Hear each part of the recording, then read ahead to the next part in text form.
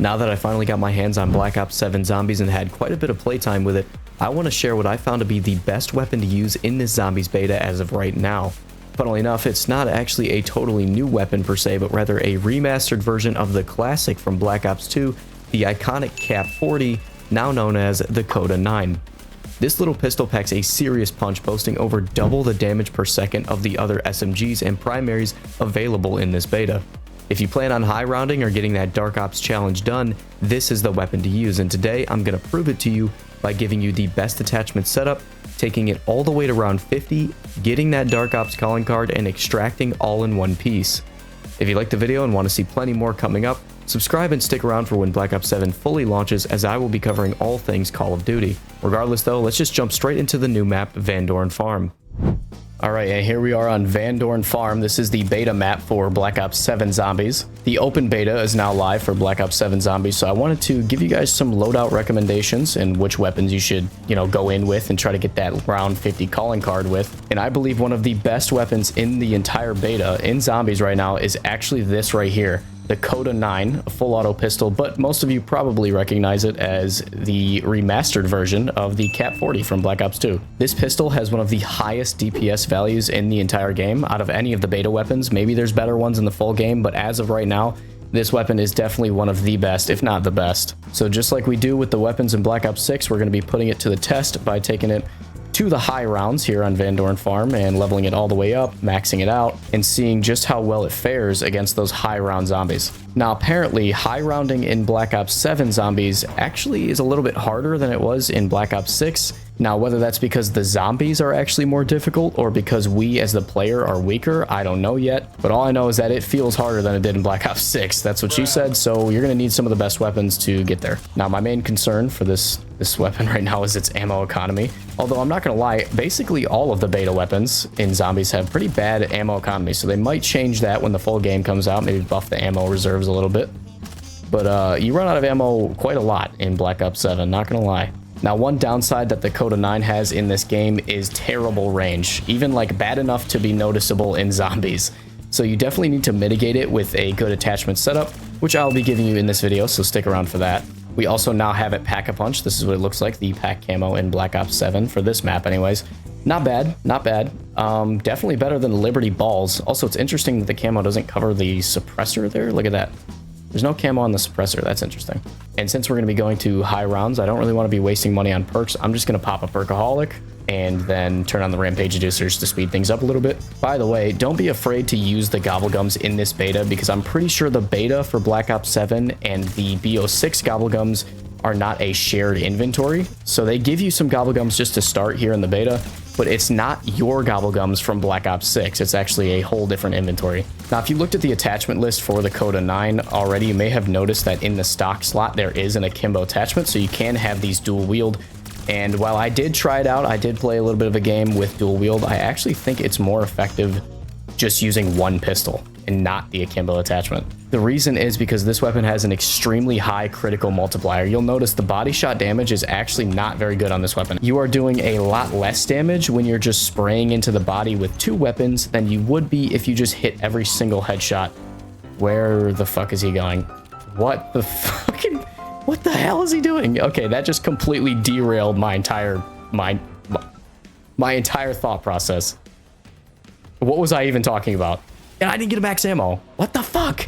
Also, here's a little tip for you. If you're going to be playing on this map, make sure you go ahead and put Napalm Burst on your weapon, because the Zersa Bear, that's the elite on this map, is actually very weak to Napalm Burst. So if you have that on your weapon, you will melt him way faster than you would without it. Also, I have a shit ton of money right now. I'm going to go get pack 2. Now, I wanted to wait because I wasn't going to go ahead and get pack 2 on like round 8. Because that's not very indicative of how good the weapon actually is when you have pack 2 on round 8. But I feel like round 15 is definitely a more realistic round to have pack 2 on. We're now doing 1531 damage to the head. Oh, I heard the bear. There he is. All right, let me shoot his little brain off. Oh my god, look at him. He's getting... And he's dead. Wow. Holy shit, okay. I knew it was going to kill him quick, but that was actually way faster than I thought it was. By the way, if you don't know, the most effective way to kill that Zersa elite enemy is to shoot off the big yellow tumor on his head, and then continue firing in that same spot, as there's going to be a crit spot there, and he just gets absolutely deleted when you do that. I'm gonna wait till round 25 to get pack 3 because I feel like that's a very realistic round to get pack 3 on as well. I don't want to misrepresent how good this weapon is just because I used a perkaholic. Because obviously any weapon would look good if it's pack 3 on round 15, you know what I mean? Yeah, look at that damage fall off. This guy right here, I did 1500 to his head, and that guy who's like 3 feet farther back, I was doing 500. So I was doing 30% of my critical damage just between those two distances. So you do need to be careful of who you're engaging and at what ranges. Otherwise, you're going to be losing a lot of damage. And he should be dead. There we go. Oh my god. That was a very risky play by me. Just standing there and shooting at him. Oh my god. What the fuck is happening? Oh, thank god for Frenzied Guard. That was actually insane, bro. I also did have to go buy ammo mid-round, and considering it's only round 21, that is concerning for the future of this weapon. I also love this trap, by the way. It's like a monkey bomb that lasts forever. Also, by the way, if you haven't noticed yet, go ahead and take a look in the bottom right. This weapon is called the No Cap when you pack a punch it, so that's funny. Obviously a reference to the Cap 40, its old name back in Black Ops 2, not the Coda 9 like it is in this game. It does give off how do you do fellow kids vibes, doesn't it? Calling it the No Cap. All right, it's round 25. I'm gonna go ahead and get pack 3 now. What number is that? 4,500. We're doing 4,500 damage to the head. So nice to see the Cap 40 finally got its redemption arc after being like not good in Black Ops 2 Zombies. Although it never really fixed its ammo issue. It had ammo issues back in the day and it's still got ammo issues. All right, you need to die right now. There we go. Got him down to half in 1 magazine. Not bad. And there we go. Now he's dead. What should we name the point turret, fellas? Should we have a name for this guy right here? What's his name? Oh, look, he's using the same gun I am. Look, he's got the same gun. Yeah, that's funny, actually. I didn't even notice that until just now. I'll tell you what, this map, for as open as this map is, it still is very easy to get surrounded and cornered. I'm not gonna lie. Like, there's something about where the zombies spawn in on this map relative to your location that just makes it so easy for you to get trapped. I can't put my finger on it, but I can feel it, you know what I mean? And also, it doesn't help that there's like random bullshit all over the ground just for you to get stuck on. Also, oh my god, yeah, when the bear swipes you, by the way, he actually does damage over time.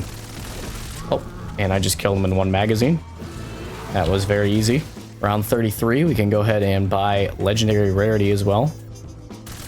6,124 critical damage, right? Yep, that's what it is.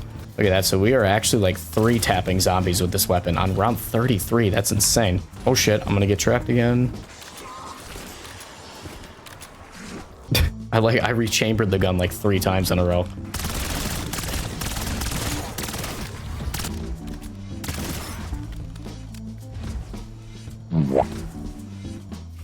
Round 35 check-in, still absolutely cooking. Oh, look at that damage. Oh shit, I'm gonna die. Just kidding, I juked him all. There we go, blow his head off. Blow his shits. Oh, he's fucking... Oh, damn, he got hands. Yo! Need to evacuate that situation. I was gonna say blow his shit smooth off, but he turned around and started whacking the shit out of me. He didn't even stun like he usually does. Where'd he go? Why is he gone? What? Look at that, though. Still shredding on round 39. What the hell, Doppelgast? Oh, he got shit on, though. Oh, yeah, that's an interesting thing about this map, by the way. Doppelgast starts spawning in at round 40. Round 40, they start spawning in. That's so interesting. Like, what was the thought process behind doing that?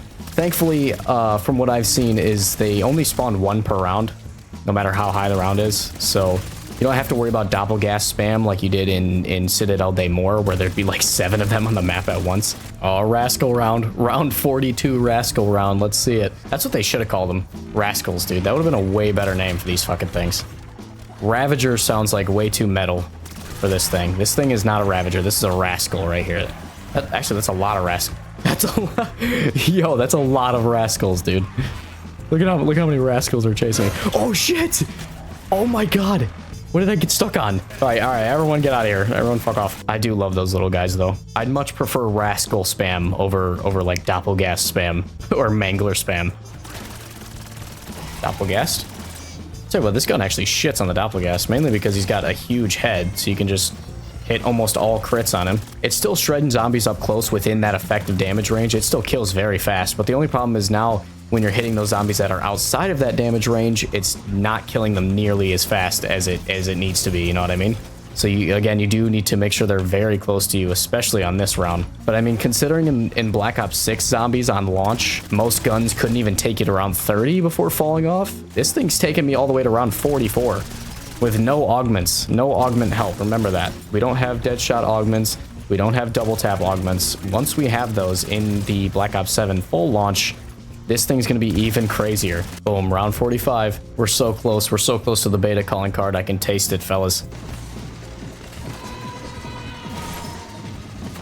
It's a nice little setup I got here.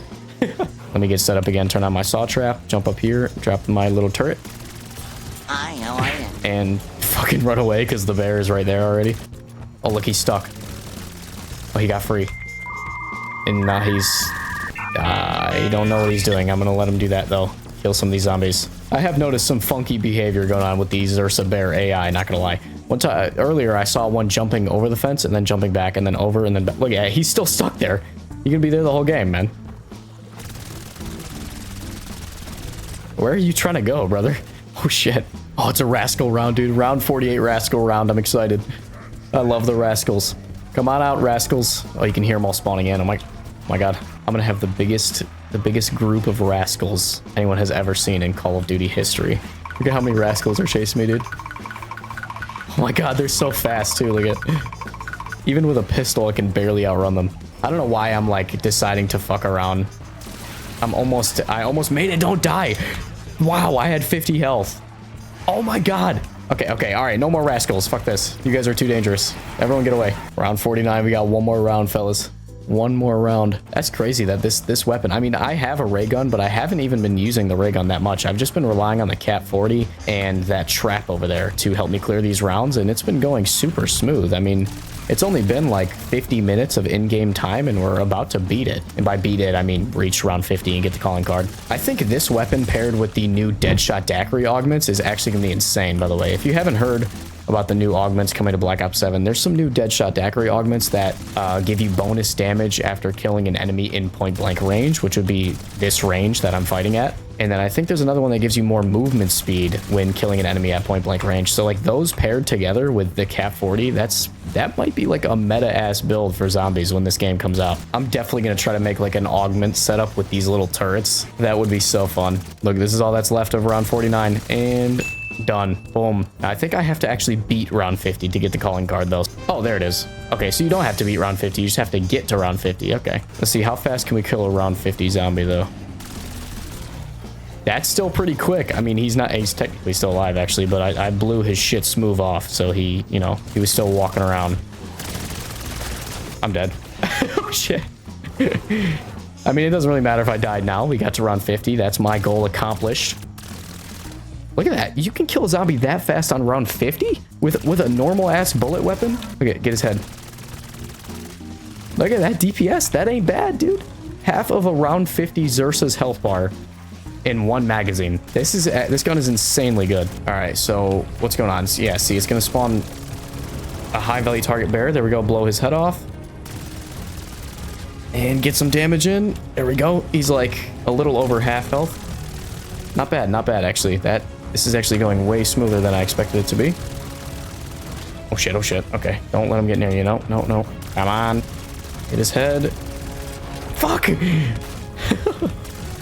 And that should be it right there. There we go. All right, never mind. You know what? That was actually easier than I thought. This weapon's even better than I thought against the Zursa Bear. Look at that shit. It is easier when there's not a billion zombies in the way.